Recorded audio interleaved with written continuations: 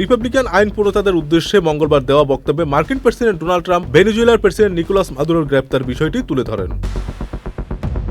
বার্তা সংস্থা এএফপি জানায় তিনি মাদুরোর বিরুদ্ধে নানা অভিযোগ করেন এবং ব্যঙ্গ করে বলেন মাদুরো তার নাচের ভঙ্গি নকল করতেন। ট্রাম্পের দিক থেকে এমন অভিযোগ এলে নিউ ইয়র্ক টাইমসের এক প্রতিবেদনের পরে প্রতিবেদনে বলা হয়েছে, যুক্তরাষ্ট্রের হুমকি প্রকাশ্যে উপেক্ষা করে মাদুরো নাচানাচি হোয়াইট হাউসের কর্মকর্তাদের কাছে এক ধরনের চ্যালেঞ্জ হিসেবে ধরা পড়ে। এতে তারা মনে করেন ভেনেজুয়েলার নেতৃত্বের বিরুদ্ধে এক কঠোর পদক্ষেপ নেওয়ার সময় এসেছে।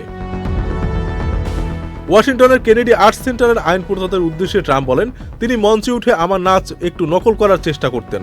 উল্লেখ্য, নিজের মনোনীত বোর্ডের সিদ্ধান্তের প্রতিষ্ঠানটির নাম সম্প্রতি বদলে রাখা হয়েছে ট্রাম্প কেনেডি সেন্টার। কিন্তু তিনি সহিংস লোক ছিলেন, লাখ লাখ মানুষকে হত্যা করেছেন, নির্যাতন চালিয়েছেন। কারাকাসে তার একটি নির্যাতন কক্ষ আছে, সেটা তারা এখন বন্ধ করে দিয়েছে। তবে ওই কথিত নির্যাতন কক্ষ সম্পর্কে ট্রাম্প আর কোনো বিস্তারিত তথ্য দেননি। একই সঙ্গে মাদুরোর পতনের পরে তেল সমৃদ্ধ ভেনেজুয়েলার যুক্তরাষ্ট্র কিভাবে চালাবে সে নিয়ে তার কোনো সুস্পষ্ট পরিকল্পনা ব্যাখ্যা দেননি।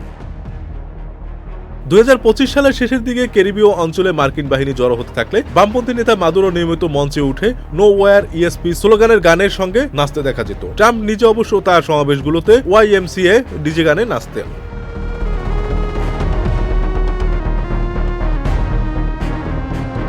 শনিবার মাদুরো তার স্ত্রীকে আটক করার পরে যুক্তরাষ্ট্রের বিশেষ বাহিনীর অভিযানের প্রশংসা করে চমৎকার বললেও ট্রাম্পের বক্তব্যের বড় একটি অংশ ছিল 2026 সালের মধ্যবর্তী নির্বাচনের প্রস্তুতি নিয়ে।